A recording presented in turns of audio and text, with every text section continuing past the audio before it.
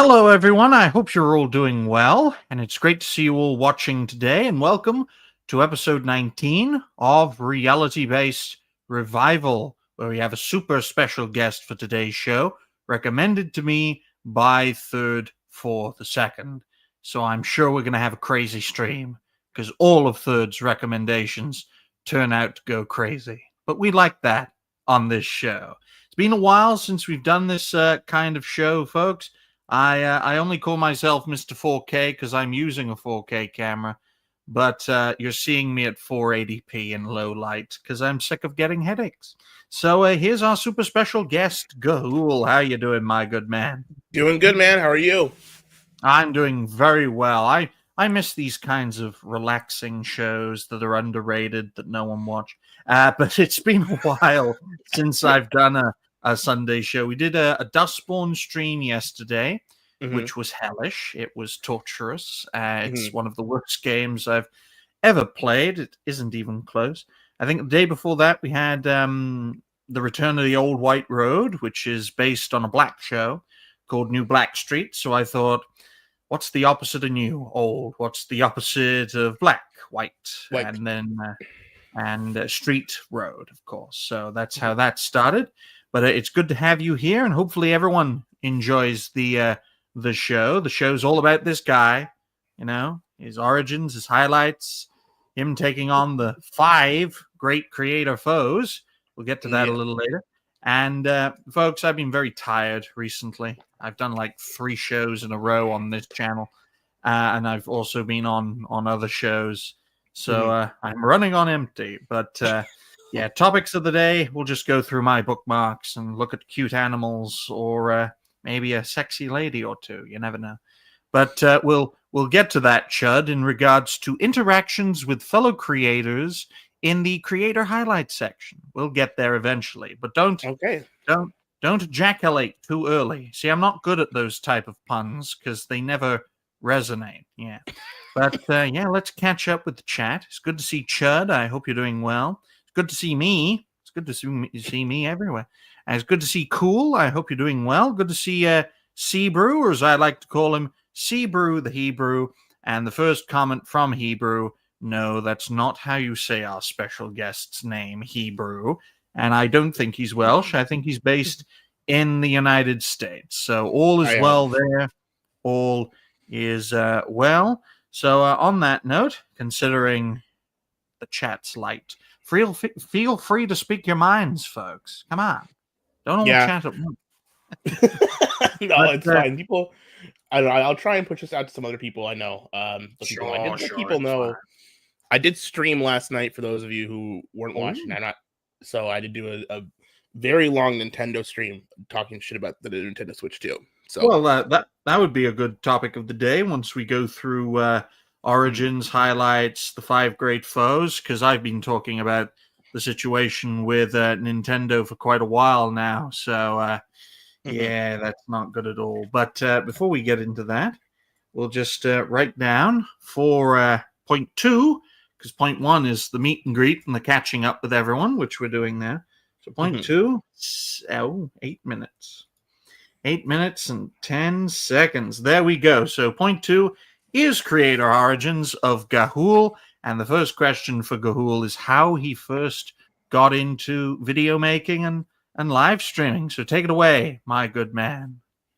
Yeah, there's two answers to that question. First answer was when I was like 10, right? I back when YouTube was really new, I would just make shit videos with my friends and put it on YouTube. But no one really watched those. I was kind of like, I think that channel, by the way, has been gone. This is actually my second YouTube channel. That original channel got taken down for a number of reasons. Mostly some people flagged it down, but it's fine.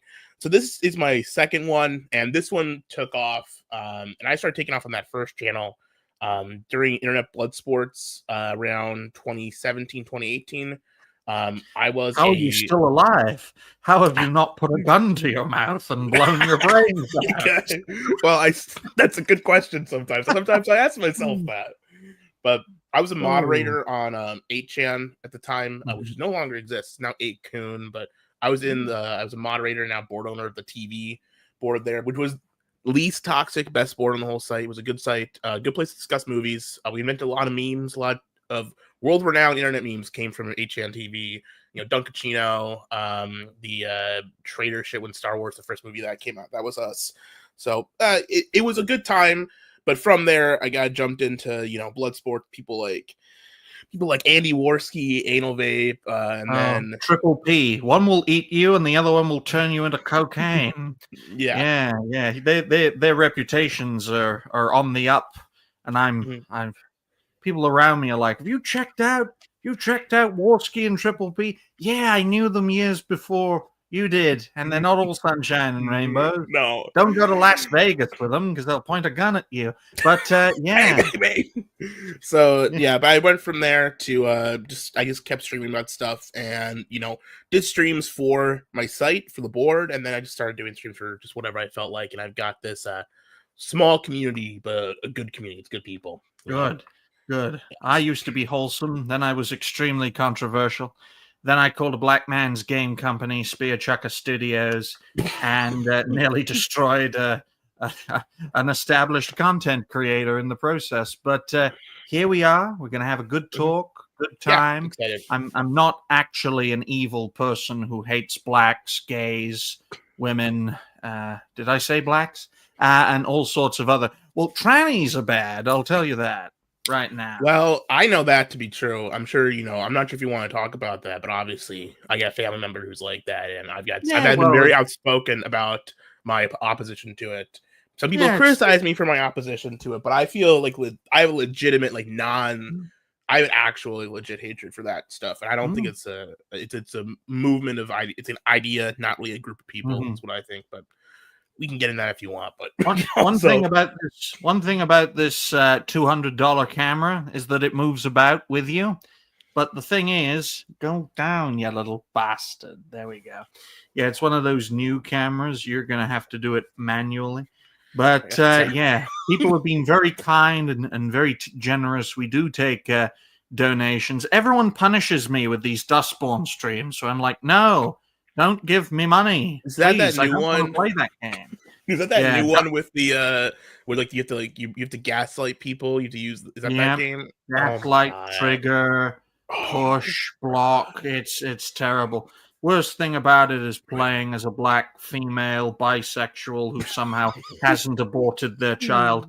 But the first video on record for Gahoole was that I could find at least was Go Ahead and BTFO Dup. That was on the 8th day of the 7th month, so 8th of July 2019. First show on record was a Gahoole 2 stream. I think that was the one that didn't work properly, but hey, we like bloopers on this show. And that was on the 19th of February 2019. So it's always nice to provide folks some context. I remember when I did my first run as a content creator, it completely failed. Flat Earthers just destroyed me. Yeah, it was a Flat Earth video that I made. And Flat Earthers ruined my morale. Then I came back with my second run in October of 2021. And we've been going ever since. Move down, you fucking annoying bastard. Oh, I will say, just for reference, that BTFO Dup video is actually a re-upload from my old channel. So that video was probably like a year old, maybe a year and a half old before that. So that's predates. And that Gahoole 2 stream was a test I was doing because I had made this channel as a live streaming only channel, and now it's become just my channel. So it's Gahoole. It's not Gayhole, Chris. Gahoole. People are just gonna say whatever they're gonna say, man. Who cares, right? People with their bloopers. I mean, sometimes people get my name wrong. It's Ryan Roger Athay. There we go. Host and founder of Reality Based, where we stand by reality and be based in doing so. And yes, I've burnt a lot of bridges as a result of being controversial and saying what I mean. And I'm still here. I haven't been demonetized. I haven't been, struck like Hypno or demonetized like Toasty. I'm still here. I thank my nose for that because it's so long and massive, like other parts of my body. And it just goes to show that it's not what you know, It's who you know. And if we all hang together, we can succeed. If we tear chunks out of each other, like the blood sports folks always like to do, we will all fail. So there you go. Don't do cocaine. Don't drink during stream. And don't take cocaine and drink and have sex parties with your kids in the house. Nick Ricada. There we go. That's funny. You know, I actually went to school with the what's it called? What was April Imholt, whatever. I went to April, yes. Yeah.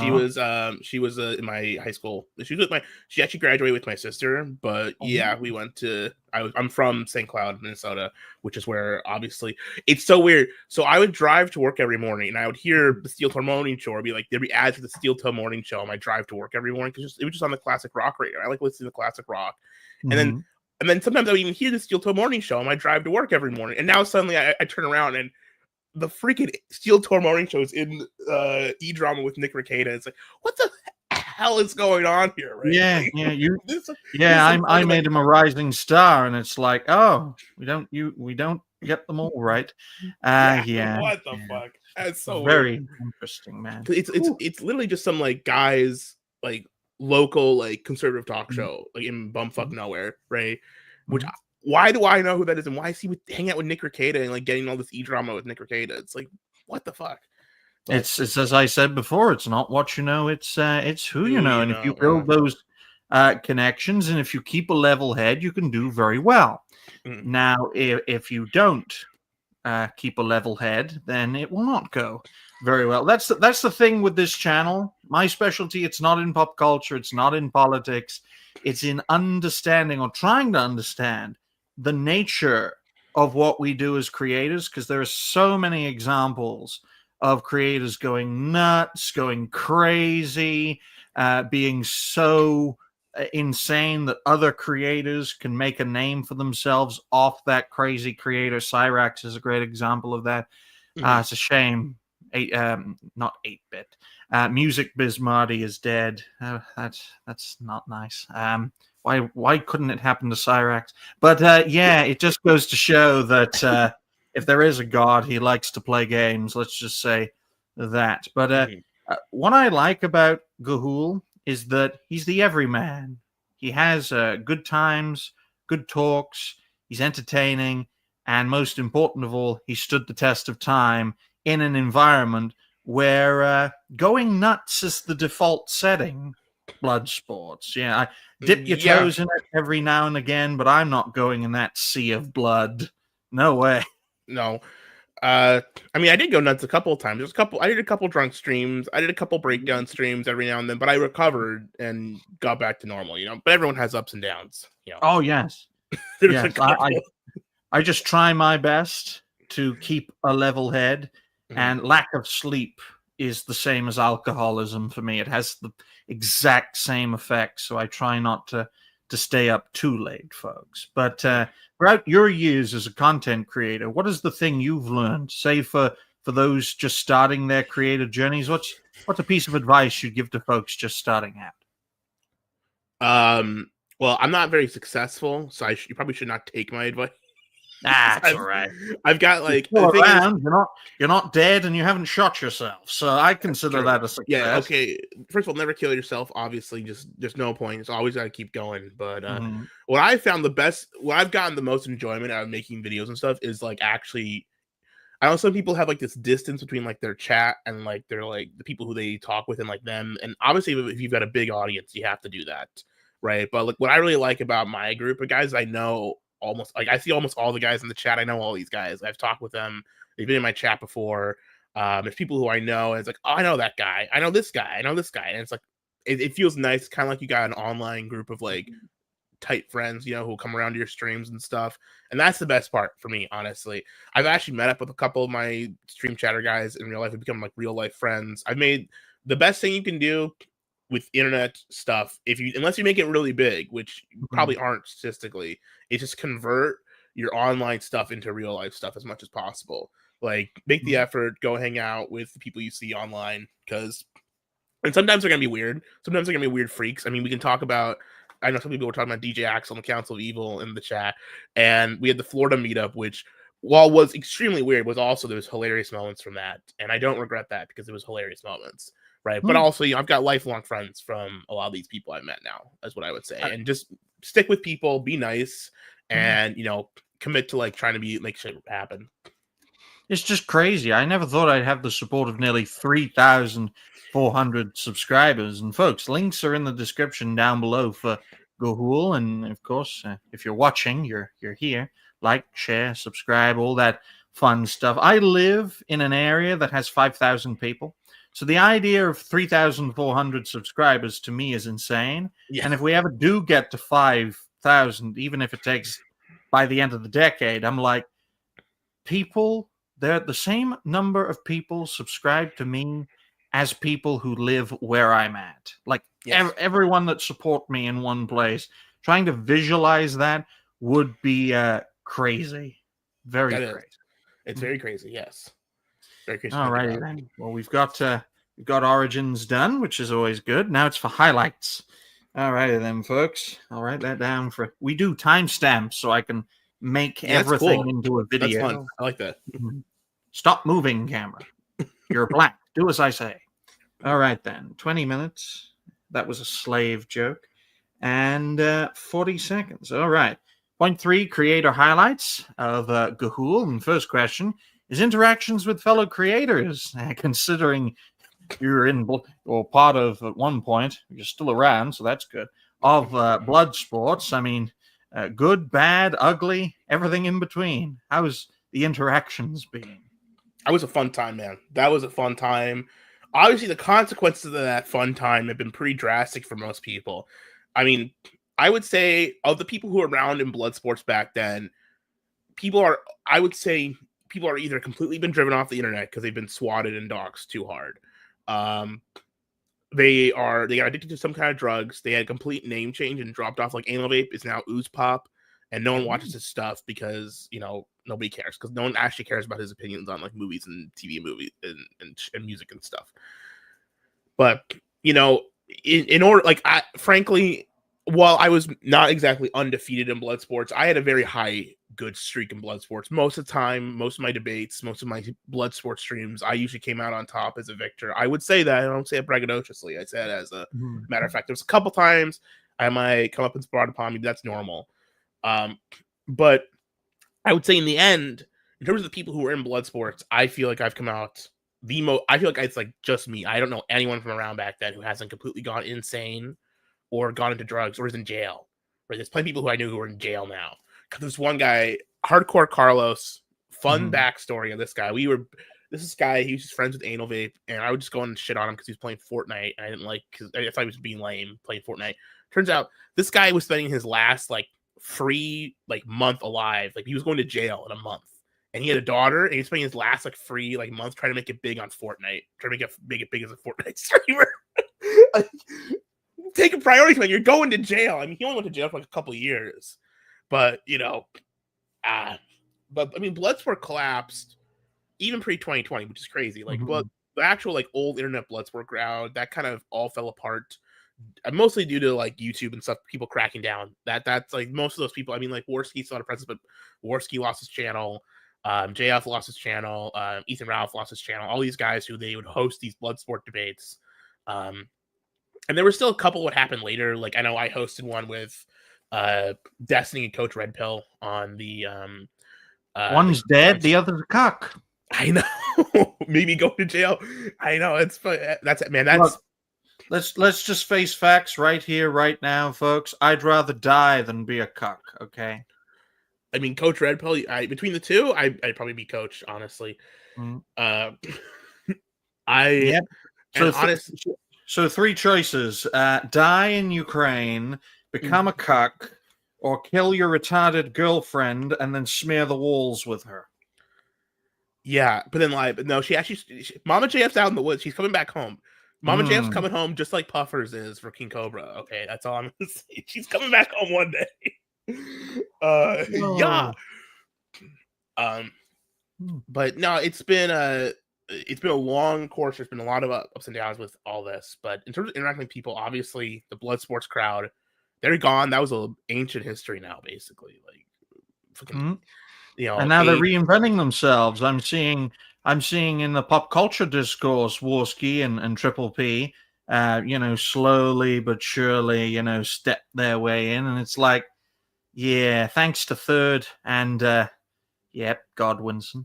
It's a Godwinson. He hasn't actually been on the show, but we've talked on more than one occasion. Yeah, you've done some sketchy things. Who hasn't in the blood sports system? I mean, those who are still around and live to tell the tale. I mean, that is something.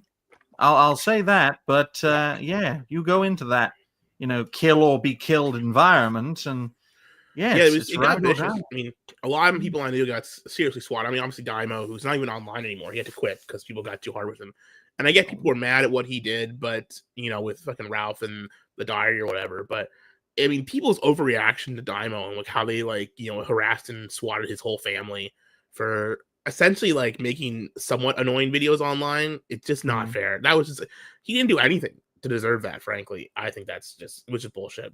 I think PvP, frankly, he came in probably after Bloodsports proper. I don't remember seeing him until about 2019, 2020-ish. I mean, it was mostly like 2019 when he started coming in. I mean, he was on Stream Me before that, but he wasn't super involved with like the early like Anime Mafia and like Zoom and all those guys who were real fucked up, obviously. But I think like Warski's like the old head and PvP is like the new blood of that duo. But I mean, obviously I was a co-host of PvP. I mean, we met and hung out and did the wrestling show for about over a year, before that blew up on us. There was the whole, Godwinson, PvP, and Surfer, those guys had their own falling out. And that was it was a good group of guys, those at the time, and it's a shame how things went down, but it just had to happen. Well, there is a reason, folks, why I study the nature of content creation. There's also another reason why we constantly shift people around on reality based, because if it gets stale, people will notice, and we need more people to notice about everything. Wink, wink. And that is why we shuffle people in, shuffle people out, so that things don't get stale for the audience and they don't get stale for the panelists and the regulars. And that's how this show has constantly survived. But in doing so, it's constantly evolved. I mean, this is how the show was in the beginning. It was one-to-one shows. We go through creator origins, highlights. Back then, it was 4 Great Foes. Then, because of Nick Recada's collapse, it became the 5 Great Foes. Price of Success and Failure being the new one.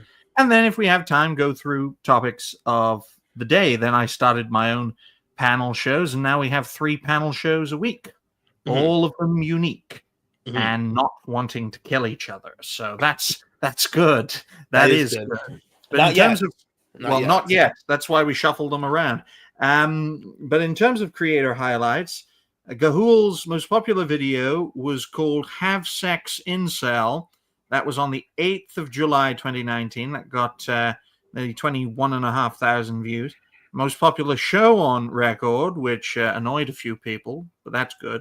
WFC, You Don't Mess with the Zohan. That was on the 7th of January, 2020. Got nearly 430,000 views. And, you're not the only one to experience that phenomena. You review an old movie, or you review any movie or piece of entertainment, and people think, ooh, I can watch a movie on YouTube. It's like, no, you cannot be that naive. Really? Well, actually, people are that naive. They watch the Minecraft movie. Go ahead, Gahoole. Take us through your most popular video and show. Yeah, so, I mean, Have Sex Incel is also a re-upload. I made that video, the original version of that video was on my old channel. But the version that you can see now on my channel is actually a lower quality video. It's like 480p, because someone like made a WebM with this Bible Black, which is a hentai game. Music from that, which, by the way, actual good advice here for your content creator. If you want good quality music that won't get copyright claimed, hentai game music. I use it for a lot of my videos. Obviously, you don't have to watch the actual stuff. You can find the soundtracks on YouTube and stuff, but the copyright holders for those pieces of music basically never make claims on them. I've never had it happen once, not once. And these are really decent, like, quality, like, compositions from, like, pretty high, good, basically really good Japanese game music, but they have lots of different varieties and different tones you can take from. Actually, if you're looking for some good stock music, I mean, this might not last forever, but right now, It's my go-to. If you need like a good background track, just pull up some like random hentai game music.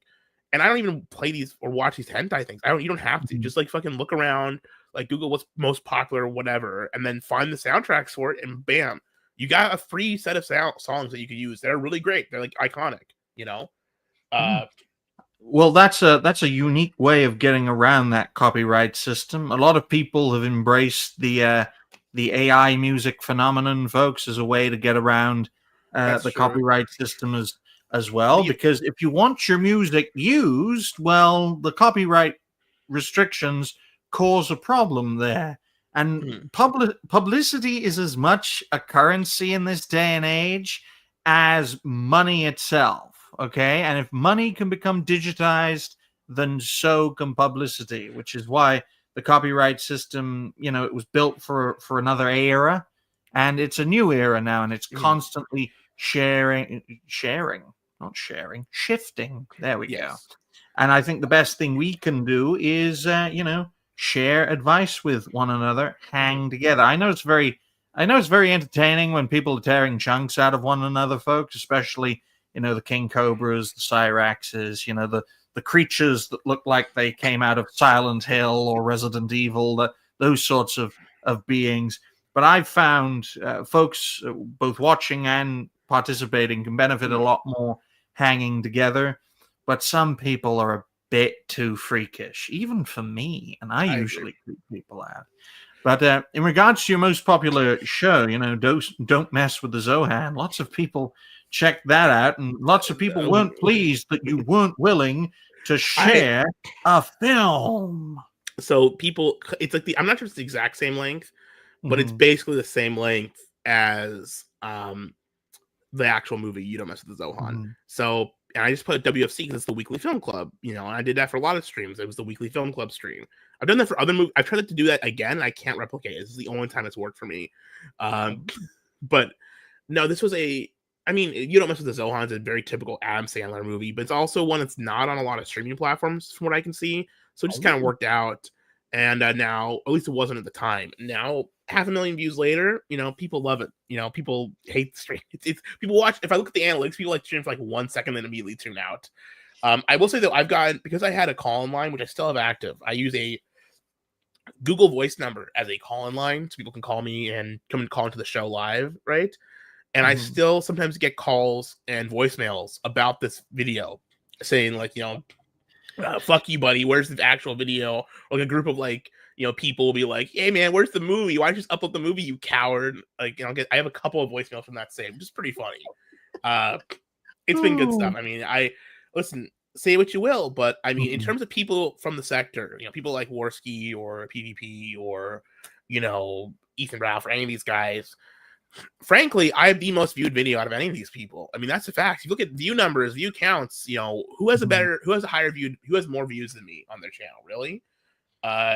Can you give me someone from the sector like that? I can't. Well, I need to do a comprehensive, analysis myself. But one of the biggest issues with the blood sports and analyzing it in this day and age is the fact that it got wiped out during YouTube's era of mass deplatforming from 2018 until 2020, and that created this massive void, folks, which was filled in by folks in the pop culture space, and that caused a new generation to be inspired without getting deplatformed, because pop culture was seen as something you could talk about. But now the horse is bolted. If YouTube tried to mass deplatform pop culture creators the same way they did political creators or controversial blood sports creators, it would create a backlash so massive that it could lead to an exodus from platforms. But what you're starting to see now is the integration of political topics and the integration of controversial blood sports types that actually survived and didn't go nuts and shoot themselves or get killed by foreign government enter the fray again. In that way, you see this grand coalition, and it's going to be insane, folks. To me, at least, seeing all of these creators who have stood the test of time mingling with one another, I'm Ooh, damn. See how it goes. Mm. Yeah, that's gonna be interesting. By the way, someone in the SMG, my good friend, just messaged me. So Mexican guy who's in the chat. I want to give a shout out to So Mexican guy. Long time. He's almost been around longer in the blood sports era than There me. we go. Never takes my own advice, but he wants me to talk about Brian Dunn, and we will talk about Brian. I'm sure we'll get into Brian Dunn, King of Pole, and Enemy Slayer. That's coming up. Absolutely, that's in. Yeah, we could talk about that for hostile creator factions because that's ideal ground for blood sports. One of the 5 great foes, folks. And since we're done with creator highlights, we can actually go through the 5 great foes. But hostile creator factions is in number 3, so it's the 3rd great foe. We will get to Brian. Don't worry, Brian. 30. No, we don't want to get into him. That sounds gay. The 35 minutes. Well, he's only into he's into that stuff, so you know. Oh my. Well, 35 minutes and 15 seconds. The first great foe is scheduling, balancing work, life, family, social activities, whatever that is. With video making, live streaming, it can be a big issue. But folks, if you're just starting out your creator journeys, if you can't get your schedule right, you're pretty much fucked. I say this as someone who has to, arrange people to be on shows, schedule certain times, try and find a day off because it can overwhelm. It's either you have too much to do, and too much to do with too little time, or too little to do with too much time. It varies between the two, and finding that balance is very, very difficult. What about you, Gahoole? How do you manage your schedule if you have one? I don't. I'm terrible at this. This is my biggest issue. This is absolutely something I failed at, especially in like the last year or two. I used to do pretty regular streams every now and then, but there's 2 minds about this, at least in terms of YouTube stuff, right? In terms of YouTube, like in terms of like content creators and like making videos, and this is not just for me, but like for like in general, how I view YouTube making videos like this, right? There's 2 types of good like YouTube channels. There's either channels that put out a video like basically once a week. I think more than once a week is too much. Twice a week, like once a day, is way too much. You get into stuff like, like Linus Tech Tips, you upload a video every day. That's insane. And it just like bombards you, and it makes you like not want to watch each individual. Like each video becomes like too much. You just like start skipping videos and start skipping streams and stuff. So it's easy to become like you only watch stuff that interests you, which is bad. It's bad for your channel, I think. Once a week or once every 2 weeks, like a regular schedule, it's pretty good. Once a month is a little bit too long, probably, but once every 1 week, once every week, or once every 2 weeks is good. Or you get people like Seth Zintak. Yeah, very cool. Hypnotic. He got a strike on his channel for celebrating our differences. You know that classic clip, "Celebrate Our Differences," back in 2005? They put it on MTV. Got struck for that. What the hell? Yeah. What the heck? Yeah. It's great to see Hypno. I hope you're doing well, my good man. The sooner you're unbanned, the better. But I had a good Rumble exclusive show on Hypno's SNH, Saturday Night Hypnosis, inspired by Nerdrotic's Friday Night Tights. I know Hypno won't like me saying that, but it's similar. I was on. We had a great time talking about how Nintendo sucks. Hopefully we'll have enough time to talk about it on today's show. But yeah, scheduling can be an issue, and it takes all sorts to be a content creator. For some creators, they can do like quality-based videos once a day or once a week, and for others, I just machine gun through them. I'm what's called a content recycler. So I take shows, and then thanks to timestamps are a godsend. Thanks to timestamps, you put a nice intro and outro in each of the timestamps, and that makes a video. And that was a great way for me to make more in less time, because my time is not really much, and that's how I overwhelm the algorithm. Juggling a full-time. I'm not sure if you work full-time job, but I do. It's partially for me. Every now and again, I look after old people and young people. Yeah.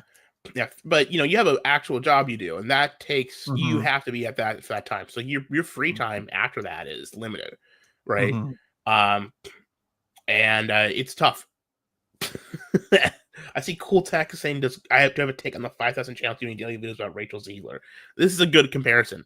If you are making, Mhm. if your channel doing like daily videos about the same topic over and over, Mhm. beating to the ground, eventually people are not going to watch your videos anymore, and you just Yep. get boring and gets into the shuffle. So you either That's have to why. do, Yep. That's why you got to be unique, and that's why Mhm. you got to find those unique. I know there was a creator called Unique. I don't know where he is now, but yeah, the topical creators are the ones that really resonated for a good long period of time.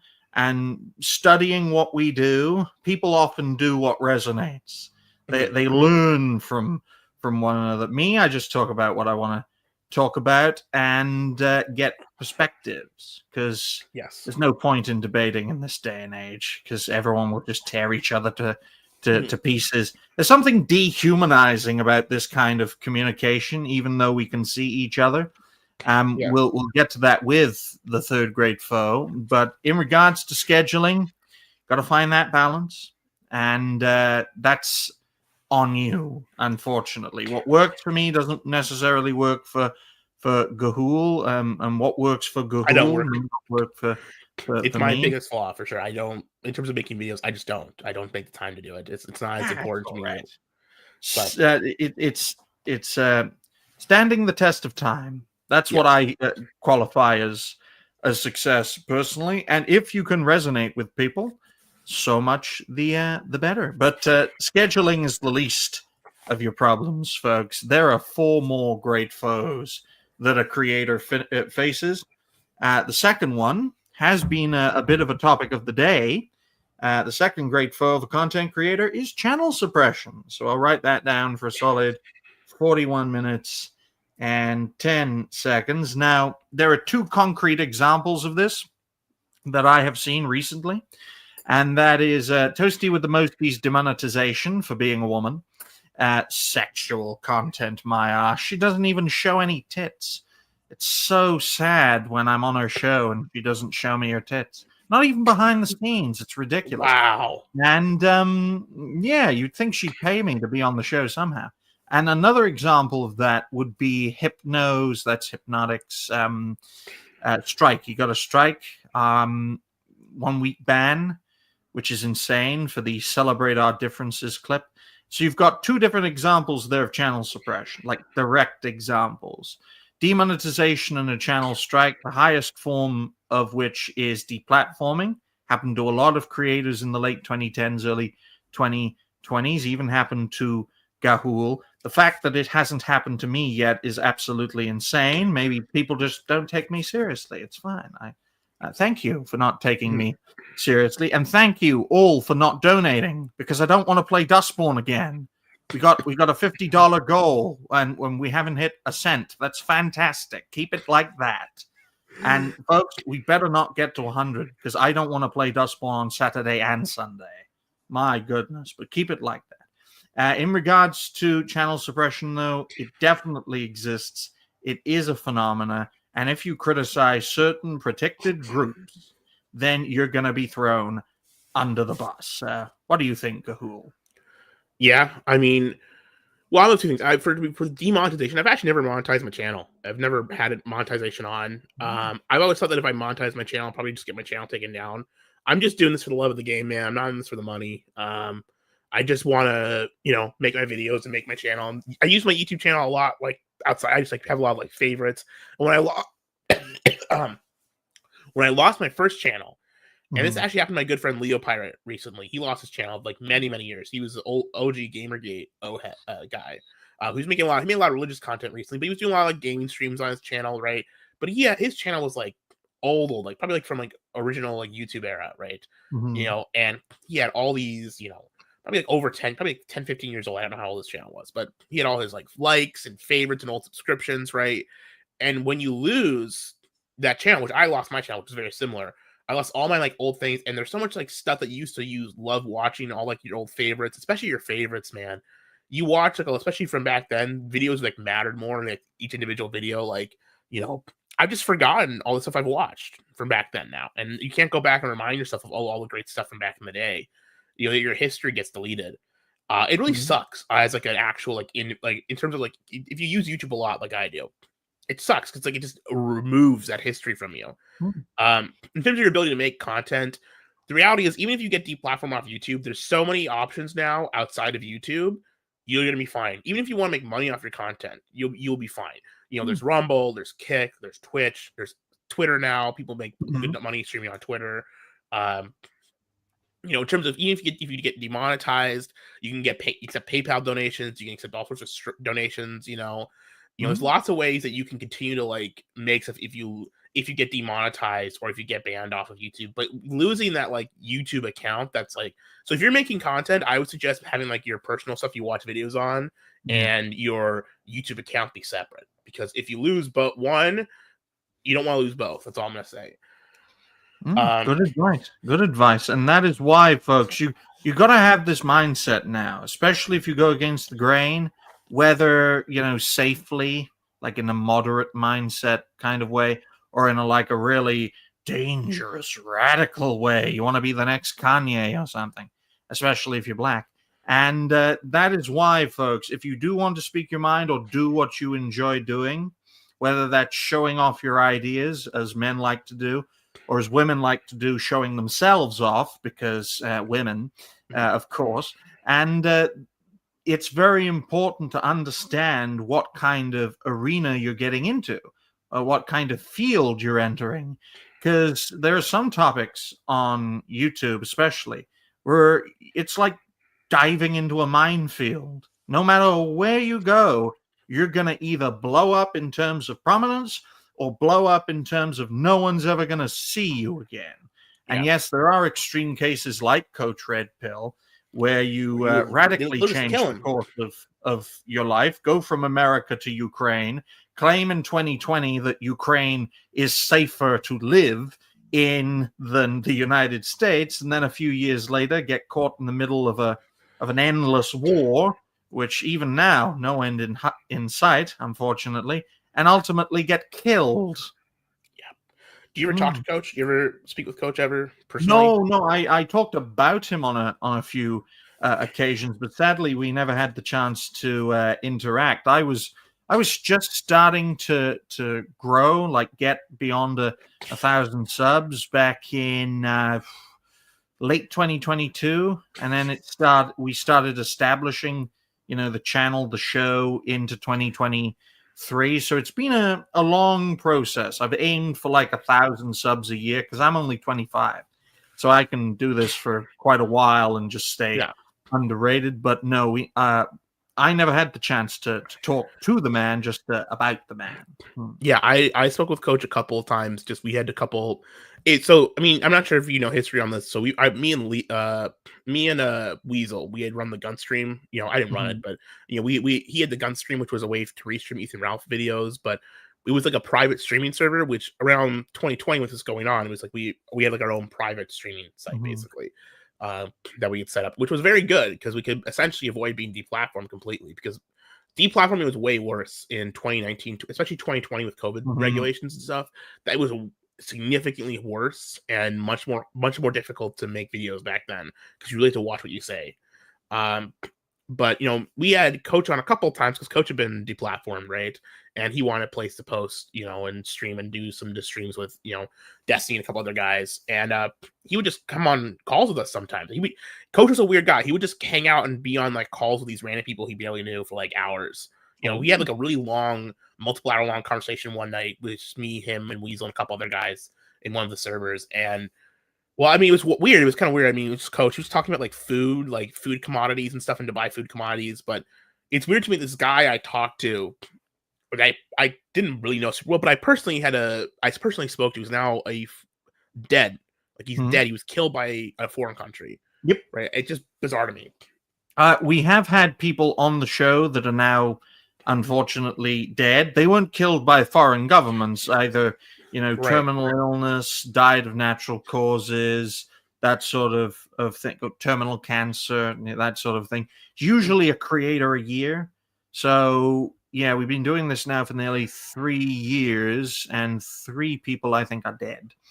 But, yeah, it's a damn shame that it happens. It just goes to show, folks, the stakes, the higher you go, the more you resonate with people, the higher the stakes, be it financially, morally, and personally. And I, for one, would rather, have a niche audience and speak my mind than become prominent and be like a vanguard leader. I'm not going to move to a foreign country and tell you to move to that country, and then it goes to war or gets thrown into a war, and then I get killed. Okay, that's not going to happen with me unless I move to Ireland. So that ain't happening, because I'd stick out like a sore thumb there. For example, I'm white. They're all black now. Oh my gosh! Yeah, I know. Yeah, one of the main reasons why I didn't really start my creator journey earlier, folks, was because I got an internet connection in March of 2020. Because I used the library a lot to download videos to actually watch at home. That's how I used to keep in touch with things. It was only because I saw the coronavirus coming. Thank you, Stefan Molyneux, for telling me in advance, along with the rest of his audience. And then I prepared because I wouldn't have access to the library. But yeah, that situation changed a lot of people's lives. Yes, I am 25 years old. I'm not lying. And I just live in Wales. It's a shithole, and you always get stressed there. But if I had the opportunity, if I had the means back in 2016, 2017 to start my creator journey then I would have. I'd probably be fucked up by now, considering those years and those ups and downs. Yeah, back. People were stuff was crazy, man. It was crazy. And that is why, folks, with the bits and pieces that I know, because most of it got purged, it's more important than ever for us to understand the nature of what we do. It's very nebulous. It's very philosophical, because there is no rule book of what to do and what not to do. In fact, some Twitch streamers get fucked on camera and only get day-long bans. Yeah, there's one instance of that happening to a female Twitch streamer. Yeah. Twitch is a porn site. I mean, let's be real. I know, it's fucking awful. But 4.3, we'll move on now to 51 minutes and 30 seconds. 4.3 is hostile creator factions, and Bloodsports is probably the example of hostility between creators. Instead of the establishment tearing you down, folks, it's fine folks and fellow creators. And Gahoole has a special example. I'm sure some of the chat have a special example of an individual in question. But take it away, Gahoole.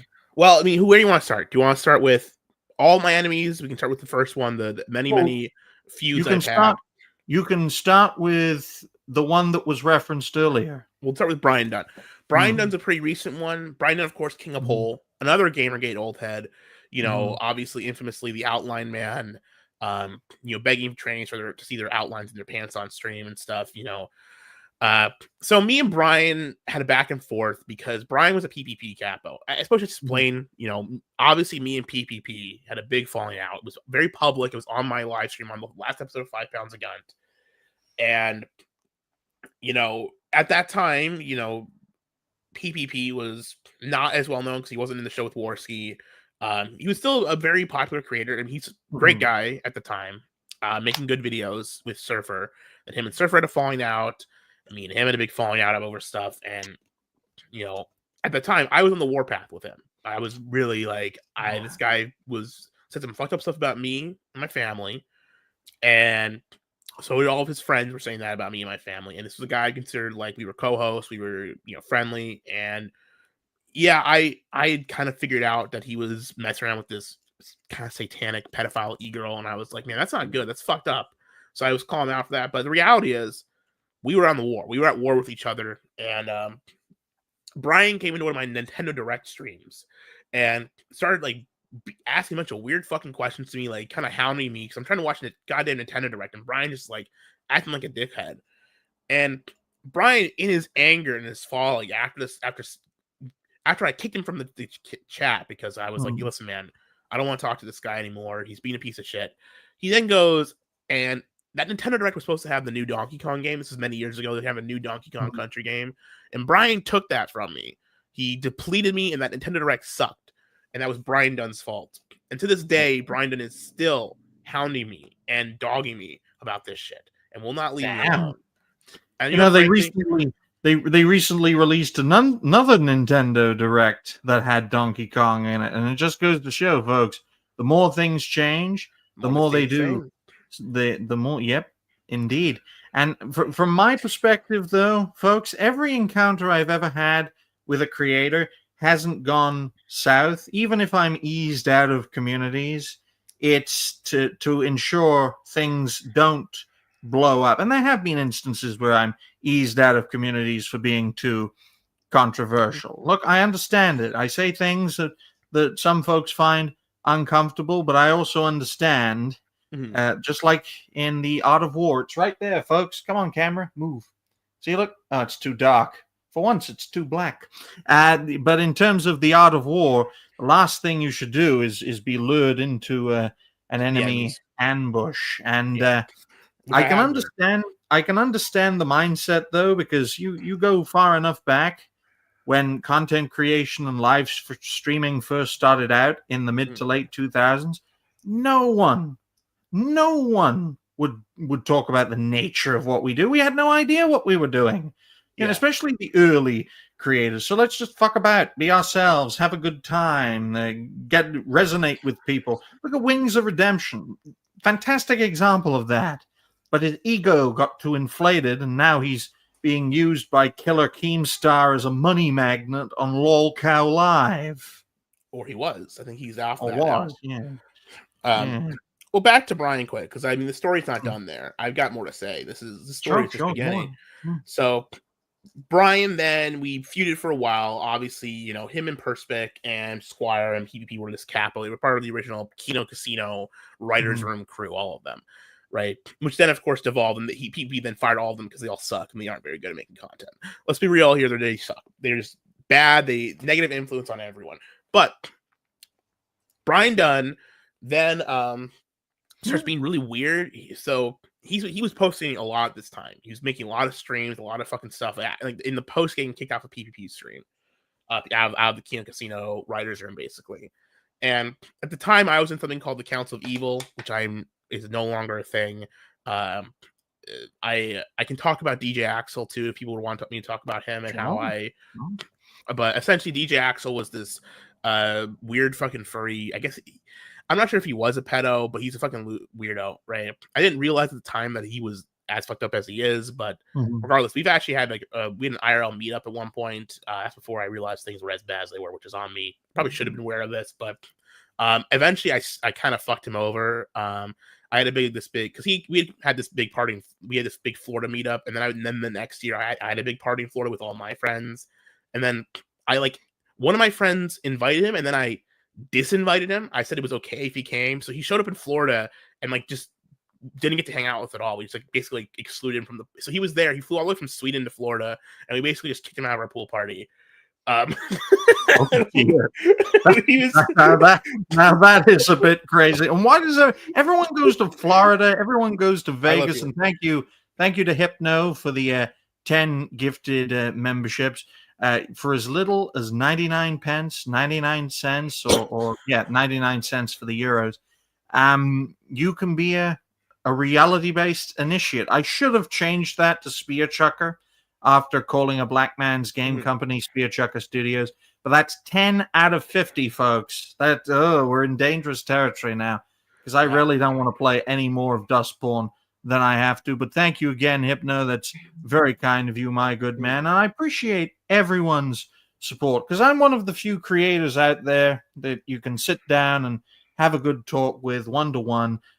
We've never had reality-based debates, Gahoole, because it would turn into fucking blood sports like that. So we get perspectives. We get people's perspectives, and we let the people decide who's right or wrong. And that takes the fire right out of a controversy. And if people agree with one creator, that's fine. If people agree with another creator, that's fine. And you're not tearing chunks out of any blooper. I do that out of anyone. And everybody wins. Everyone can win if you are reality based. And thank you, Arobi, for becoming a member.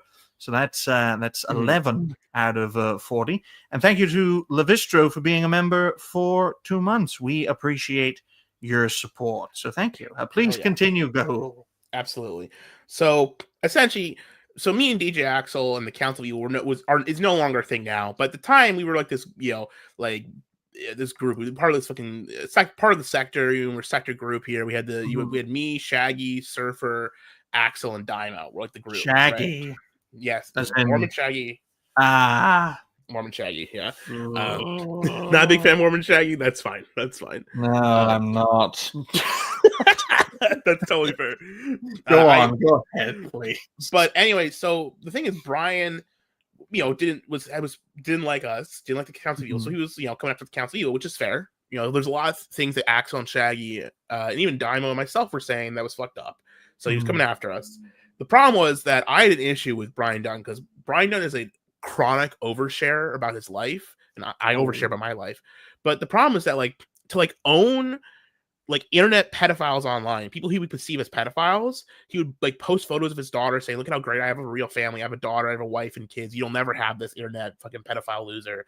And he brought his daughter onto a stream with this guy. He called this guy a pedophile, and then a couple seconds later, he brought his daughter on stream with him to say hello to say hi to this fucking pedophile honey, because you'll never have a fucking happy family like I do. Which I get his intent was not to parade his daughter around for pedophiles to see, but his intent was to say, look how great my life is compared to yours, because I have a normal life. But at the same time, you should not be posting photos of your daughter, your fucking young child daughter, online at all, especially when you're in the sector with people you could perceive as pedophiles, and who are probably actual pedophiles like Zoom and Vito and stuff, right? Giswaldy, man. Ugh. Yeah, exactly. Ugh. So he was arguing with Vito online and be like, he has photo and then call him pedo, and on his Twitter profile he's got his fucking photos of his daughter, and it's like, Brian, you have to take this shit down. And he called me a pedo for calling him out on this, by the way, because Brian calls everyone a pedophile. So I just am going, and I'm so pissed at Brian. I write a fucking cover of Cats in the Cradle for him and upload to my channel, which is up on my channel right now. Very good. Probably one of my favorite things I've ever done as a fan, as a guy, as a content creator, is making this. But yeah, that was Brian Dunn, essentially. And now he's basically offline. I know he just started coming back last couple of weeks here. He's making videos again with Perspec. But I think his wife may have told him off. This is my theory, is that maybe which rightfully so. If I found out, if I was a wife and I found out my husband was posting photos of my daughter online to his fucking weirdo internet fans, I would be pretty pissed too. That's been not okay, especially nowadays. It's very odd. It's not don't overshare family wise, folks. If the family wants to be part of the creator journey, that's all well and good, but don't have it thrusted upon them, and don't be a Thorpe, and I would say maybe I'm a moral whatever, being a moralist here, but I want to say F slur there. I'm not sure how you feel about that. The show's called Reality Base. I mean, other people I don't want to be a moral fag. Issue with those, but I don't, honestly. I don't want to be a moral fag or anything, but if you don't, I have a problem with anyone uploading videos of their children with that, because the children don't know. They're like, oh yeah, I'll be on the video. They don't understand they don't understand the consequences of it quite yet. If it was a young child, right, I would not upload videos of it for the most part. I think that's pretty fucked up, especially if you're in the sector. You should probably never upload videos of your young child. Yeah. You don't want your family involved in anything blood sports, direct or adjacent. I'll tell you that right here, right now. But thank you to Levistro, who recently had a birthday. Happy 40th birthday. Happy birthday, man. I was on his show, his birthday stream for a solid hour. People take me seriously because I'm on Hypno's SNH every Saturday, despite being the least talented and least well known. I am the most consistent. Okay, but thank you, Levistro, for the $5 donation, in which you say the following quote: "I like watching humans." Oh yeah, he cosplays as a dragon. "I like watching humans suffer, watching people play Dustborn. I'm psychotic, not evil. No one should see that. I'm sorry for you, Ryan." Well, thank you very much for that donation, my good man. It takes it up to, I believe it's 7. No, it's 16. It's 16. But that's very kind of you. And we appreciate everyone's support, whether you watch live, on replay, or through the time-stamped videos. But I never have the time to make those videos anymore. My goodness. But hostility between creators. I used to have the mindset, Gahoole, that it's something that shouldn't happen. But then the more I thought about it from my analysis of like previous situations, the more I thought, yeah, this is inevitable. It's like bubbles. Bubbles, they grow. Bubbles full of creators form a community. Then they grow as they resonate with more people. But then over time, and it always starts off with little things, like little disagreements, which then get bigger. I call it the dark shit. Not to be racist, but to be true. The dark shit that builds up, and then it bursts the bubble, and everyone's trying to fucking do each other in. And that bubble bursting usually is as a result of a controversy that happens. So there you go. That's how I see it. But when the bubble bursts, that means little bubbles can grow. Go ahead. Some people make their whole careers off of bubbles bursting. You know, that's their whole thing is they move from bubble to bubble and they burst the bubbles, right? Look at fucking PPP, you know, and Godwinson and Worski, those guys, you know. I mean, Worski's probably a better example, you know. He's jumped from so many co-hosts, you know, from JF to Anal Vape to now PPP, and they had Darkside Phil on, right? And now they almost all of them, they stake on each other and they blow it up and they blow up whatever they're creatively doing. Like PvP and DSP recently, they stopped doing Smart Guys together, right? That was like their one like non-drama, like just I want to talk about wrestling show, right? And now that show, much like 5 Pounds a Gun, is gone. And the normal creative out, because you can only do drama content for so much. Like sometimes you have to talk about normal, you have to make normal videos about wrestling or movies or respond to something or do something creative, right? If your drama content is so reactionary and non-creative, right? Even though it's fun, it's extremely entertaining and exciting to be part of. It's enjoyable. I like doing it. But you know, he doesn't have, you know, PvP and Worski, they don't got that anymore. They don't have anything like not just normal creative content. And like what Perspic is. Yeah, like Perspic is just a drama leech. He doesn't make anything creative. He offers nothing to the sector besides just destruction.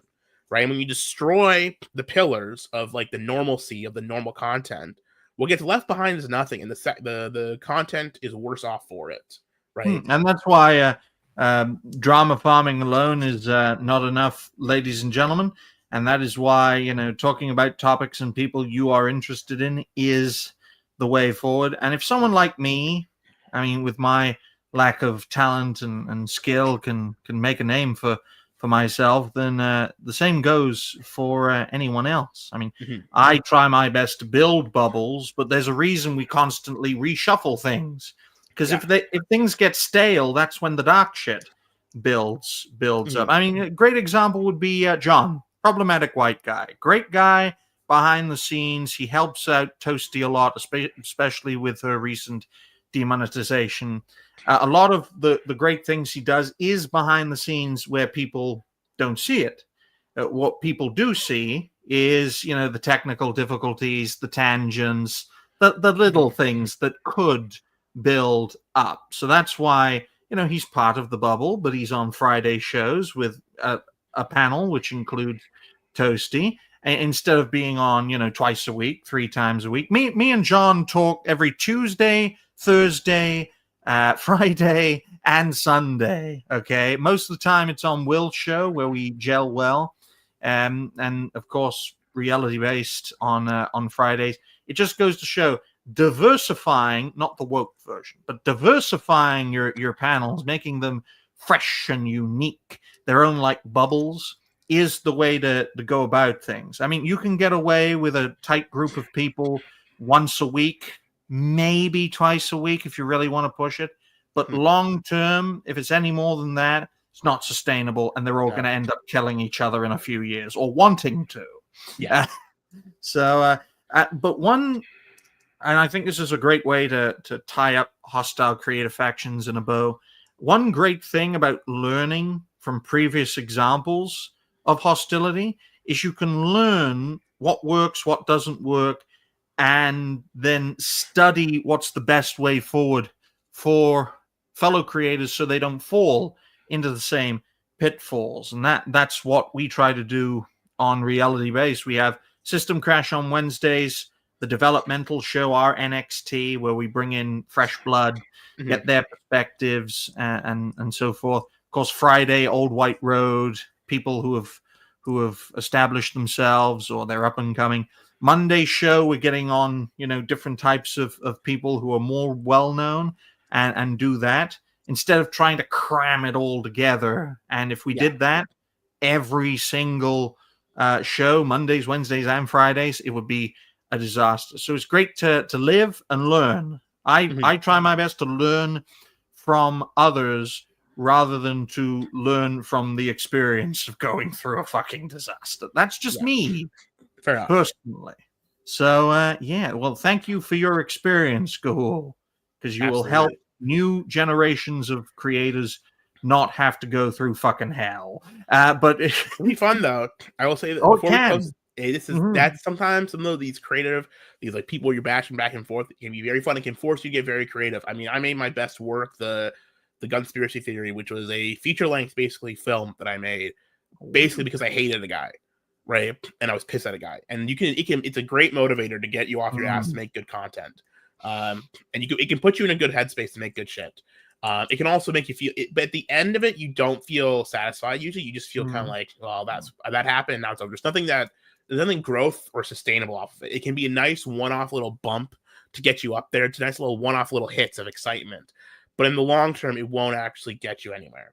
And folks get addicted to that bump. It's like a drug addiction, folks. Yeah. And that's why I think it's very important to have these conversations, get these perspectives, because it takes all sorts to be a content creator. What works for me may not work for Gahoole, and what Gahoole does may not work for me, but it gives you guys a sort of a layout of the field.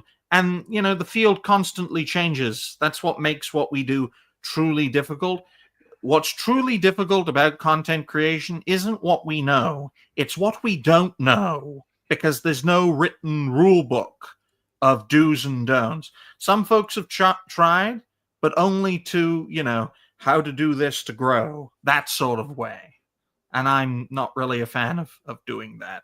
Sustainability is the way forward, not growth for me personally. But on that note, ladies and gentlemen, let's go into the fourth great foe of a content creator. 1 hour, 11 minutes, and 30 seconds. There we go. The fourth great foe of a content creator is the price of success and failure. Now, Nick Recader inspired this, but he's not the only one to go through it. This is essentially what happens when a creator resonates with tens, if not hundreds of thousands of people, sometimes millions. And that is the price of success. You gain lots of support, you gain lots of revenue, you gain lots of recognition, and that can go to your head. Even the best of people, it can get to your head, and that leads to the price of failure, which Nick Recader spectacularly went through.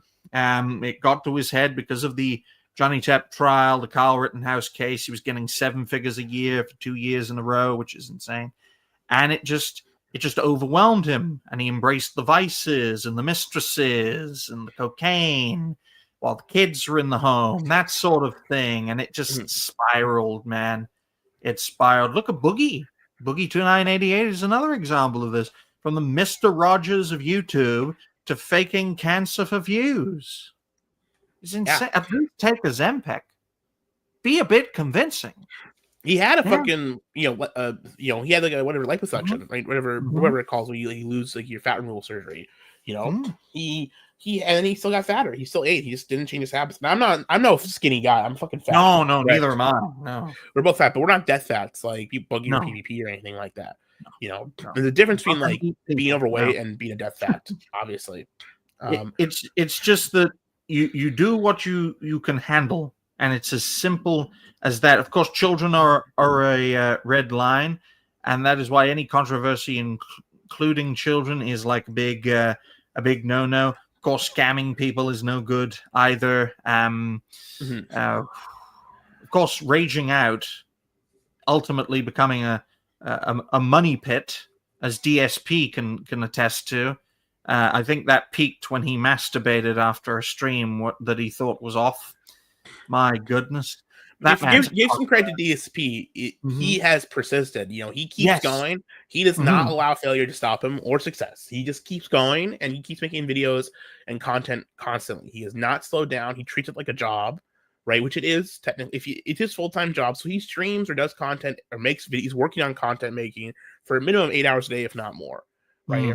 With barely a day off. Like he takes like just Saturdays off, and he doesn't make the most money, but he keeps going, and you have to give credit to that. You can't. Oh yeah, DSP is certainly his way of doing content creation is probably the best way of dealing with the final great foe of content creation, that of consistency and dedication. But in terms of the price of success and failure, when I look at the many examples of creators succeeding, even like at the highest levels, with say comparing PewDiePie to Mr. Beast. I mean, PewDiePie's price of success was sustainable, and it ultimately led to him starting a family, moving to, I think it was Japan, and all fine and dandy, while Mr. Beast is living up to his fucking namesake, conducting social experiments as TV shows. Right. And, you know, I don't know, fucking Mr. Beast is fucking weirdo. I don't know. I don't like his content. I understand people. I understand the appeal of like PewDiePie. Like I get it. I'm not a fan of these channels, but like I understand the appeal. He's just a guy who makes silly noise, does like funny videos, right? I don't understand the appeal at all of Mr. Beast. It's like just like mindless like trash content. I don't get it. Maybe the thought is that, you know, if I subscribe, I'll get like he'll pick me, I'll get some money, right? But that's not. No one's at. I don't understand that. Well, I think it's a similar phenomenon to that of the Minecraft movie, in that I saw that and I thought, what the fuck is this? This isn't a movie. This is like someone just sandwiched memes together and put it in a skin of Minecraft. But all the kiddos, all the young people watching, they were fucking hooked. They were going insane. So it works for them. What works for one audience doesn't necessarily work for another. And thank you, Nobody, or as I like to call you, Mr. Nobody, for the $2 donation, in which you say the following: who you think was the first lolcow ? Chris Chan, DSP. You know, I thinking about it, because I haven't really studied the history of that phenomenon, but whenever someone thinks of the term, they think Chris Chan, because that fucker is demented. I don't know. That's a tough question, because I think they both started around the same time. DSP's been around since the beginning of YouTube. I think DSP hate was very popular very early on. Like the DSP like hate group, like the Kojima World Order and all those guys. It was like guys who like, you know, this is how you don't play stuff. Like that was around for a very long time. I guess if you perceive one of them as a lolcow, if you perceive, I think like DSP laid the groundwork a lot of ways for the Christian, right? But I think Christian may have predated it. If you look at the exact start date where people started treating him like a lolcow, probably. I mean, because DSP had like fans first. He was people had like, you know, people were watching him just to watch DSP's content at first. He was a talented fighting based gamer and twisted that into. He placed high in one Evo one year, right? He was not like some like nobody. He actually had legitimate fans, right, who watched him. Which I think Christian from the start, 07 and DSP 09. There you go. That's the answer. Well, thank you for that. Thank you for that, Kings Kino Archive 2. That's assuming there was a 1. I'm sure you're aware of deplatforming then. Zachary Keith Hasbrook has a good point. Honestly, some MTV slop really predated, like Don Vito from Viva La Bam.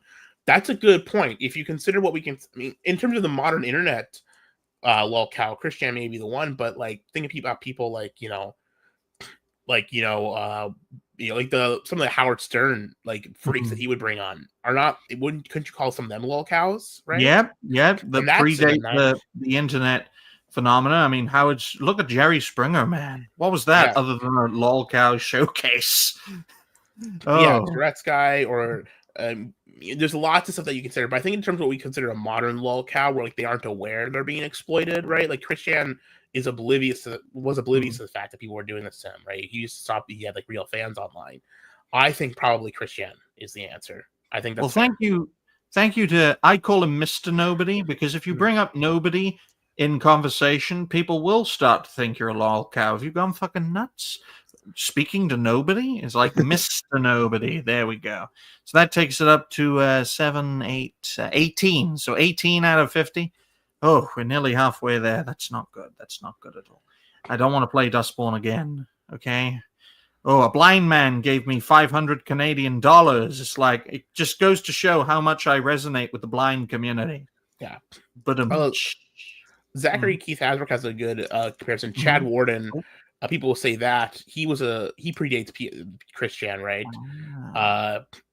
Good, interesting point. But obviously, Chad Warden was one of the original trolls of the internet, not a lolcow. So good point.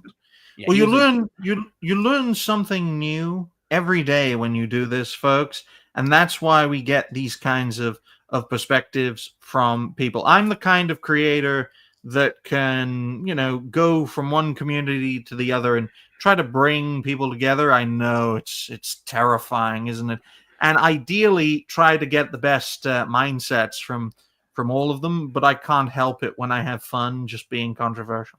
Every time when I enjoy doing what I'm doing, something bad happens. It just happens, and I'm not even drunk when I do it, okay? Not even. It's mental. It's absolutely insane.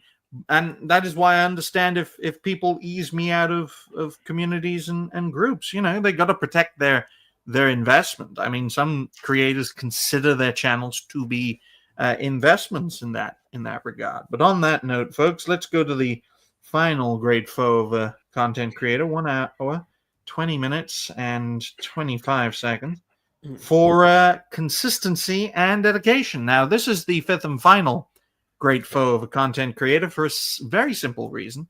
Can't be beaten. The other four can. This one cannot, because it's an eternal process. It's like Billy Joel's "We Didn't Start the Fire." It was always burning as the world's turning, that sort of thing. You could do this for 20, 30, 40 years, and it's still a thing. That is why nothing lasts forever in history. Everything has its time to shine. Everything ultimately fades away. And to me, at least, I'm in it for the long run. Okay, you're going to see me in one way, shape, or form for at least the next 25 years, folks. And fingers crossed, reality-based can soar, not just as a thing, as an entity, but as an ideal. Everything can be reality-based. How to put on your shoes, reality-based. So it's a process. Highlight the problem. Shoes not on. Find the solution. Put your shoe on. Be the change you want to see. Put your fucking shoe on. And that's a silly example, I know, but that's how you do the process. I don't know about you, Gahoole. You've been doing this for far longer than I. You've gone the distance, and I'm sure you can do it again and again and again. Yeah. Well, I think dedication. You have to make a decision, right? That you have to make a choice with what the free time you have. That's true. Some people treat their channel like a business. It's true, but for me right now, I've actually chosen to take a step back from my channel and focus on my real life, because I've had to really refocus, because I don't see this channel as a way for me to make money. Right? I mean, I said that earlier. This isn't a way for me to make money. So this isn't how I make a living. It's just a hobby, right? And you only have so much free time. You only have so much free time every day, especially if you work full time, to dedicate to all of your hobbies and all of your passions and all of your interests, right? And for me, this I'm sad I have not got, man. That sucks, man. Poor guy. Yeah, he's a very talented creator, and it's a damn shame that he's been banned for 7 days, but he's streaming exclusively on Rumble for 7 days. He's actually doing very well, both financially and behind the scenes. So thank you, fuck you, Mercante. You piece of fucking shit. But please carry on, Gahoole. Yeah. So a lot of what my channel was for me was both a hobby, but also as a form of just like aggression therapy, right? I would make a video when I had something I wanted to say, or I had something I wanted to get off my chest. I was upset about something, and that's how I would express that, because I don't go pay for fucking therapy or anything. But sometimes you just want to say something. You have anything to say it to. You have anyone you can speak to about it, right? So I would just make a video about it in my car, usually shouting about stuff, and then upload it and then move on, right? And sometimes the videos would be good, sometimes it would be bad. And like this Nintendo Switch stream I did last night, for example, I'm really pissed off about the Switch 2 pricing and the choices that Nintendo has made. It's been very upset. I'm pissed off about it. So I need to make a stream to get my thoughts out to the world, because I had to let someone know this is how I'm feeling about something. So for me, that was my motivation to make videos and stuff. The reason why I haven't been doing stuff as much lately is because I don't have, I mean, frankly, a lot of it I don't have the time in my real life. I mean, it takes time and effort to make stuff like this. Even if it's only even if I only spend like 20 minutes on a video, it's still 20 minutes is a lot in some people's days. But also, I have more people I talk to in real life who I can express my thoughts and interests to, whereas before I didn't.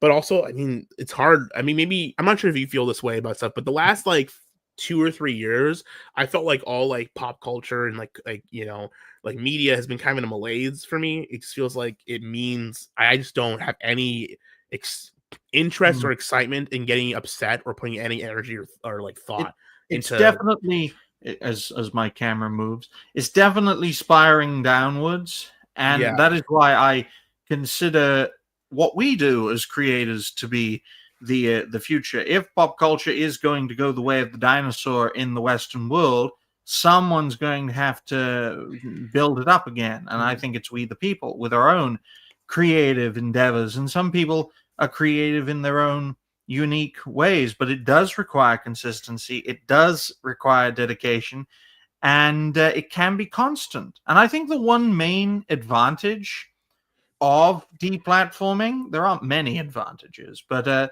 there's like two main advantages. One, the backlash, so you get a pouring of support initially, and then that's the short-term positive. The long-term positive is you can take a much more relaxed approach on alternative platforms, find your feet, that sort of thing, and then resonate. You could be underrated resonating on alternative platforms, but I have my plans if I ever get deplatformed.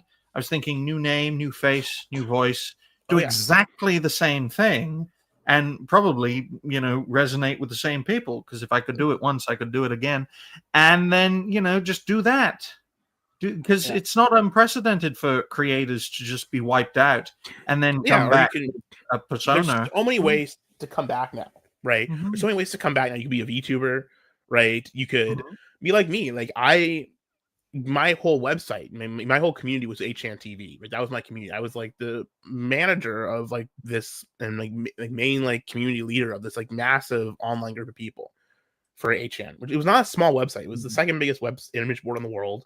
TV was one of the top like boards. I had like thousands and thousands of people posting on there every day, right? It was not a small thing, and it was just taken down like instantly. And the way to get recovered was just build your own website. You don't have to rely necessarily on other people's platforms. The final step of anti-deplatforming is to build your own platform.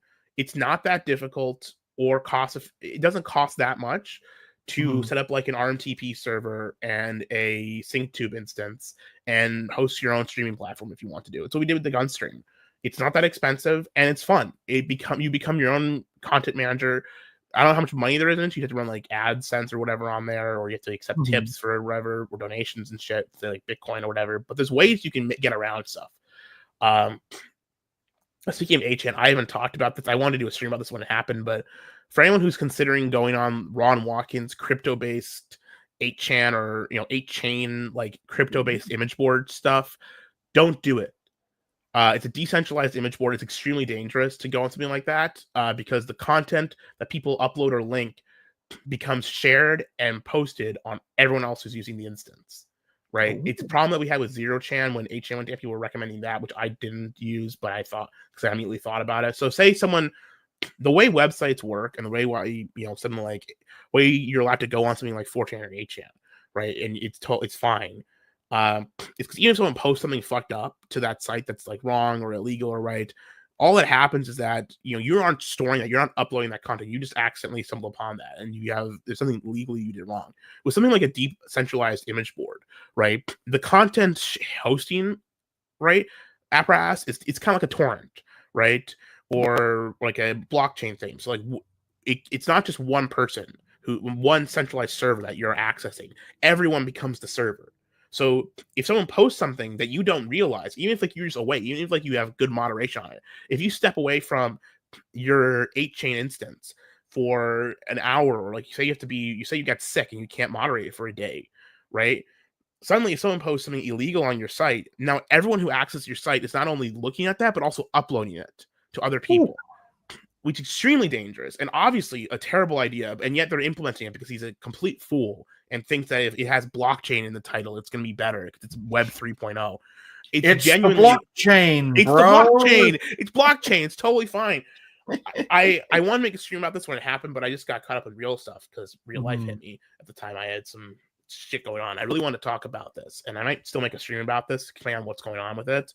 But you absolutely should not be using a decentralized, peer-to-peer based or blockchain based image board or any kind of social media apparatus at all. You should be a traditional server and client access approach is way better because it limits any legal liability from you. Well, otherwise, you can be legally liable for anything anyone else posts on the website. All the users are. That's dangerous. That's really fucking dangerous. Obviously dangerous and can be used to commit really bad illegal acts or get you blamed and in jail for illegal acts that you didn't commit. A literal digital example of hang together and hang and be hanged separately as a result. It's like if communism made a website or a server. It's that crazy, man. Yeah, and I could be misrepresenting this. I could be talking out my ass about how this works, but that based on what I've read, this is how it works. So well, you've provided more detail. Than most crypto-based analysis. It's like it's in the blockchain. It's like explain NFTs. You fucking can't, you bastards, with your insanity. Yeah, I know I have experience in losing hair and stubbornly clinging on to it. Yeah. Get a slap check. My main problem is at the top, less so in the middle yet, but yeah. I gotta shave my head. I just get lazy and I don't do it. But the best way to do it is just cut your hair short. I mean, your hair short looks fine, right? My problem with mine is I've got too long on the side, so it just looks goofy, like a clown.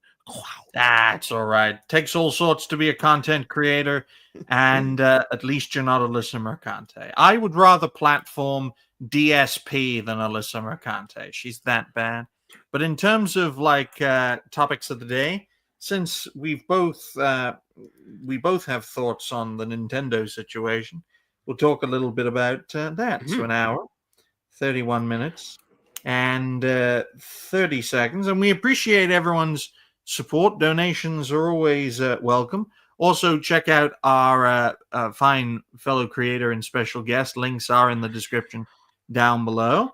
We'll talk, or explore rather, the Nintendo Direct, a $450 Switch with $80 to $90 games, as for the first time since the Nintendo GameCube, Nintendo take the step to being a mainline console again with mixed results. So, first impressions from Gahoole. What do you make of Nintendo taking their hybrid console and making it tango with the rest of the industry? Do you think the Switch 2 will set industry standards? Well, I mean, it's going to. I mean, let's not kid ourselves. The $80 price tag on games is going to be for PS6, it's going to be like that. They're trying to establish that now. One thing I do have a problem with, I mean, listen, I think the hardware specs in terms of its follow-up to the Switch, as like before, if you explain what the Switch 2 is before the pricing, I don't necessarily hate everything it has to offer. I think the design of the actual, how it looks is quite ugly. I don't think the red and blue split on just the controller inserts is very nice looking. I think it's very ugly, actually. I'd prefer if it was like an LED ring or something that lit up to whatever color you chose, or if it was just gray or white there. I think this thing not launching with a plain color option has me definitely not buying it. Even if the price was good, I wouldn't have bought this at launch because there's no good color. It's just a normal looking console for me, right? It looks like a cheap toy, right, as it is now. The problem obviously is the price. I'm seeing a lot of misconceptions online about both materials cost for the Switch 2 and historical pricing of Nintendo consoles. This is, if you compare apples to apples, which is fair. I think it's fair if we compare apples to apples with previous Nintendo consoles. So if we compare the Switch 2 with Mario Kart, which is $500, which every other Nintendo console besides the original Switch launched with the game included. So I think it's fair to compare the $500 price tag to say something like the Super Nintendo, which launched with Super Mario World, which is obviously it's a better game than Mario Kart World. Whatever, if Super Mario World's gonna be a better game, let's not kid ourselves. Super Mario World for Super Nintendo, it's one of the best games of all time, right? Super Mario Kart World with Switch 2 is $500. At that price point, at the $500, it is the most expensive Nintendo console ever made, even adjusted for inflation.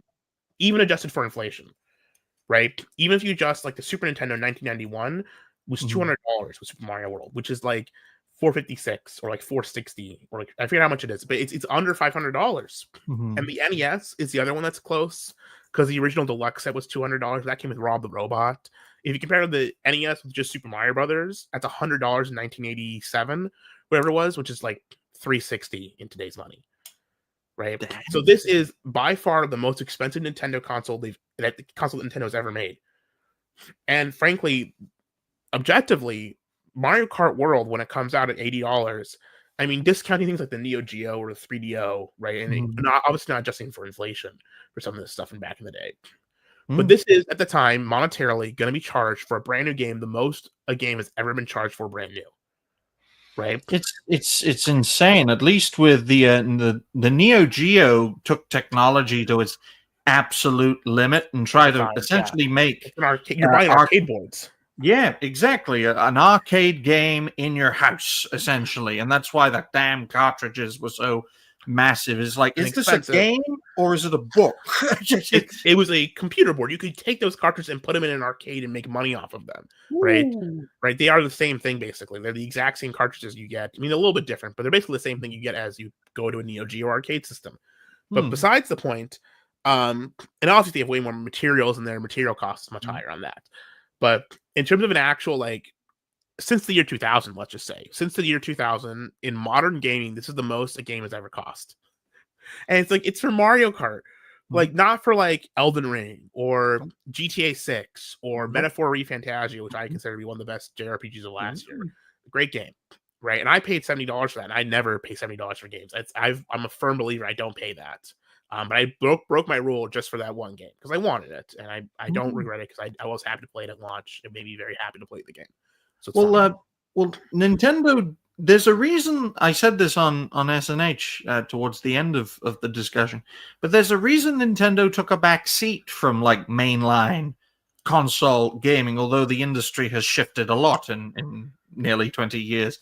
It's because the GameCube was the strongest system. It was, for its era, it was the most affordable console of its era, but it was too much like a games console to succeed in the era, the sixth. Was sixth? Yes, sixth generation. Fifth or sixth, but yeah, I know what you mean. Yeah. The PS3, the sixth generation, the PS2, when that dominated, and it mainly dominated great library, great console, also great DVD player.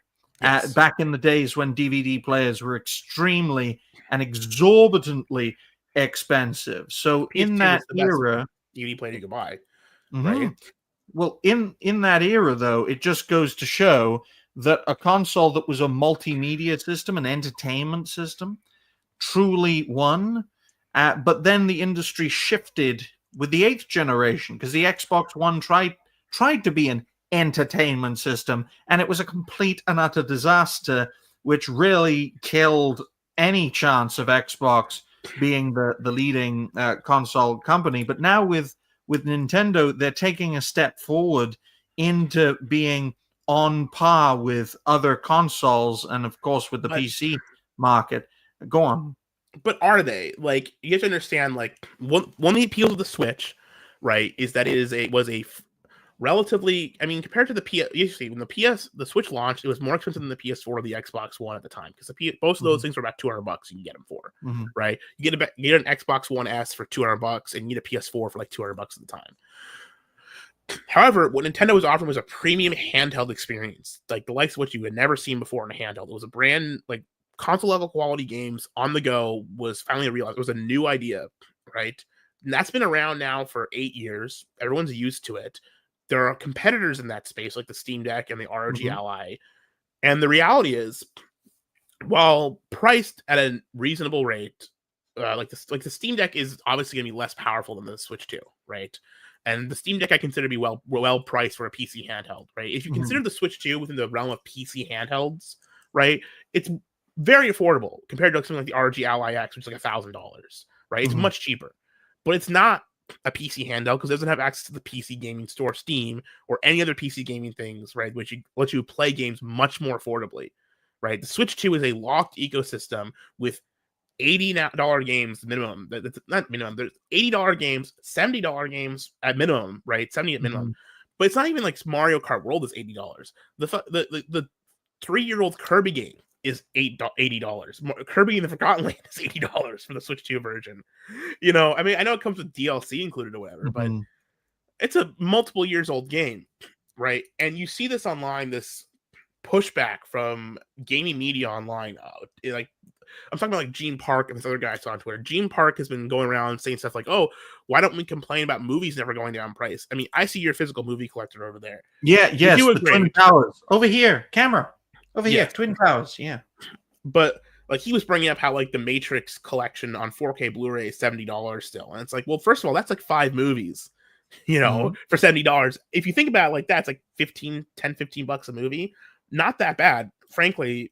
A fair price for one movie. I'm sorry. That's for a 4K Blu-ray. 4K as well, man.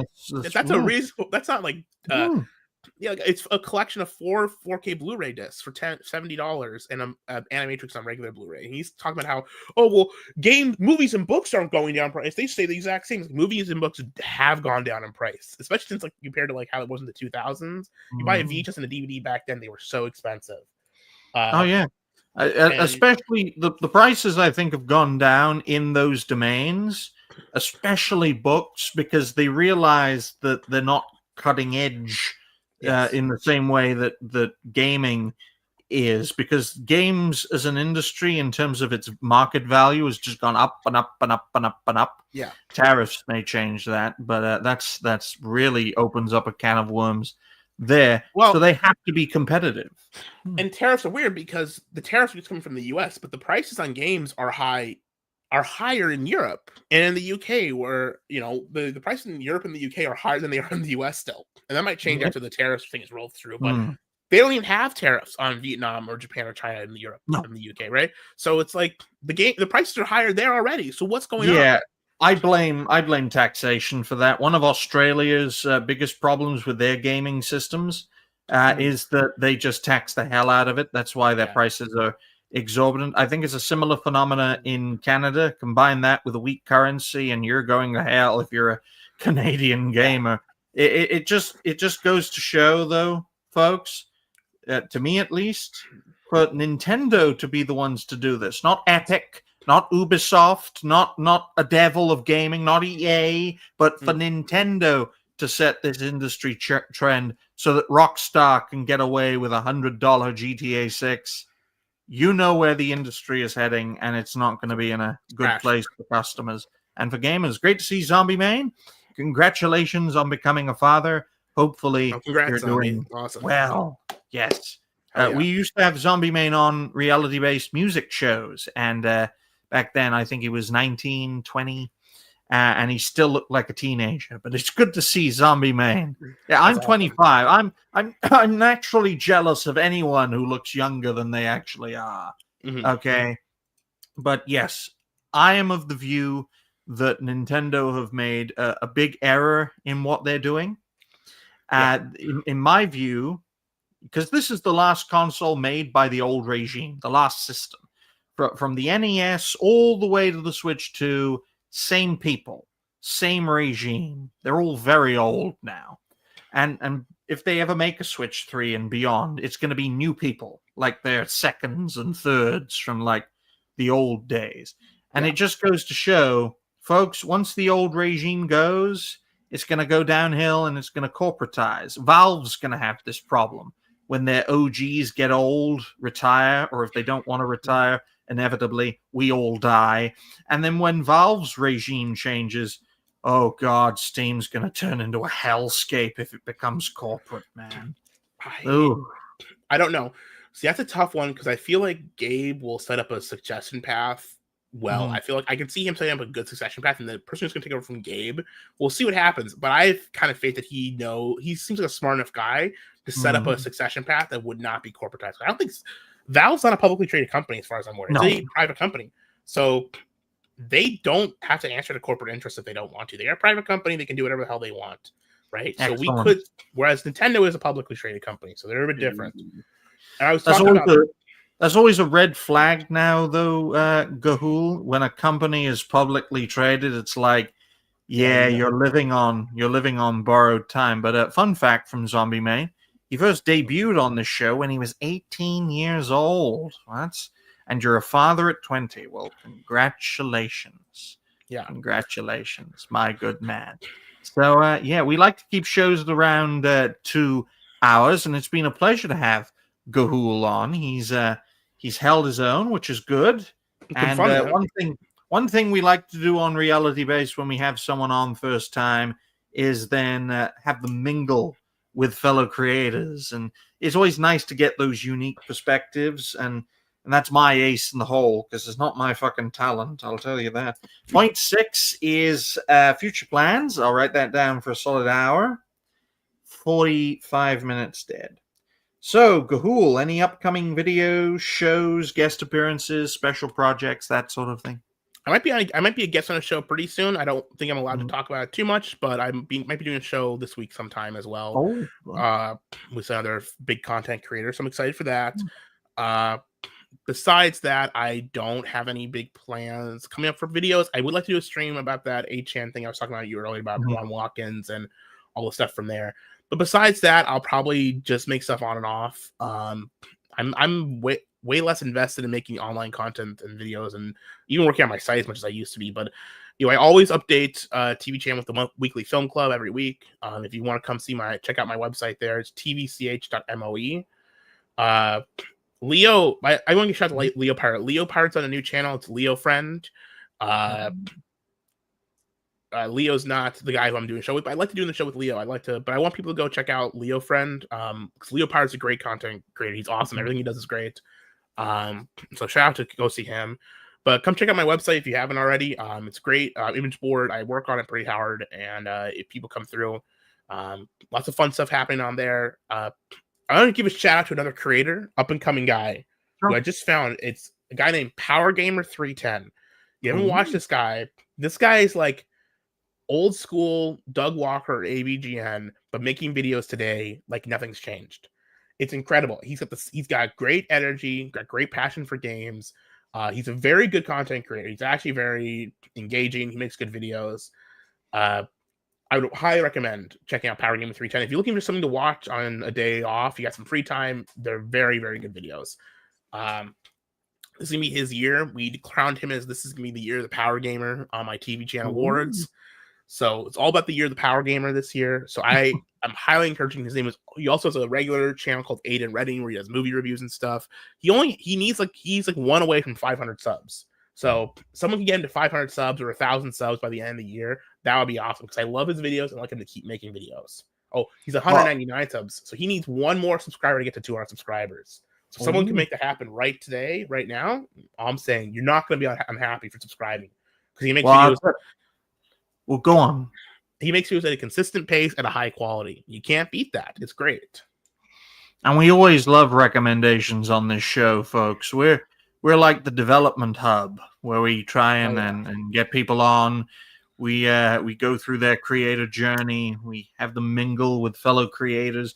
That's my role because personally, folks, I can't tango with the best of content creators out there. I just don't have the consistency level. Sometimes 100%. Most of the time, it's about 60. Most of the time, it's 60%, and I can barely keep up with all of my colleagues and contemporaries. I put the bigot in the bigot verse. I don't put the talent in there. Okay, I'll tell you that right now. But go and check out Power Gamer 310. Type that in, Power Gamer 310, and hopefully we can have them on the show. I'm assuming it's a man. Him on the show. Good. I'd reach out to him. He might say yes. He might not. He's pretty I tried to reach out to him to see if he'd come on my show, and he wouldn't do it. So It's all right. maybe he It's will. all right. We can understand creators who take an island approach to what we do. It's a far safer option, I'll tell you Yeah, that. that's In true. regards to my future plans, folks, expect more videos, expect more shows, and expect more videos from said shows. Tomorrow, reality-based Tangent Kings will be returning at the earlier time of 8 p.m. UK time, which is 3 p.m. Eastern, for what I call the new era. It's episode 21. I recently released a music video, which is just the theme song of reality-based Tangent Kings, with a repeating loop of a video, which is like a thumbnail with all the people who have been on reality-based Tangent Kings for the first 20 episodes. Tangent Kings was inspired by Dragon Slayer Commentary's Tangent King podcast. Unfortunately, he can't do it anymore. So it became reality-based Tangent Kings. And the week ahead will be the first time we're doing 3 panel shows with 3 unique panels. Monday night, well, it'd be Monday afternoon, but for me it's Monday night.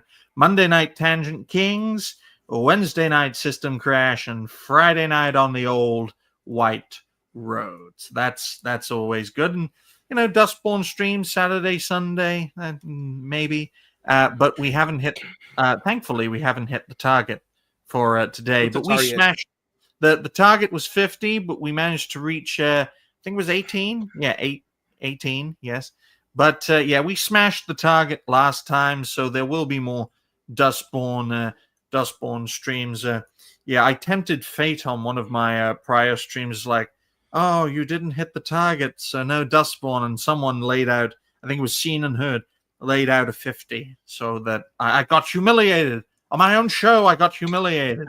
It just goes to show you do not be arrogant when you do this, folks. Otherwise, it'll all go to hell. But we appreciate everyone's support. Last time I checked, we did reach 3,400 subscribers, so I appreciate that. If we dip down, that's fine. At least I know we peaked at that number. Go and check out Gahoole. Links are in the description down below. From there, you can find him on other platforms as well. And now for point 7 is a solid conclusion, which I write down for an hour, 51 minutes, and 15 seconds. Well, Gahoole, thank you very much for being on the 19th episode of Reality-Based Revival, which is technically episode 219, because I divide 100 episodes into seasons. So Revival is season 3. We appreciate you for being on. Do you have any final words for today's show? Oh, yeah. Dup BTFO. Dup BTFO. Dup BTFO. It's always nice when creators take a more relaxed approach to what we do. Thank you all very much for watching. Thank you especially to the folks for their donations. Thank you to Hypno. Thank you to Roby. Thank you to Levistro. And thank you to Mr. Nobody. We appreciate everyone's support. If you haven't already, like the stream, share the stream, subscribe to the channel, check out Gahoole.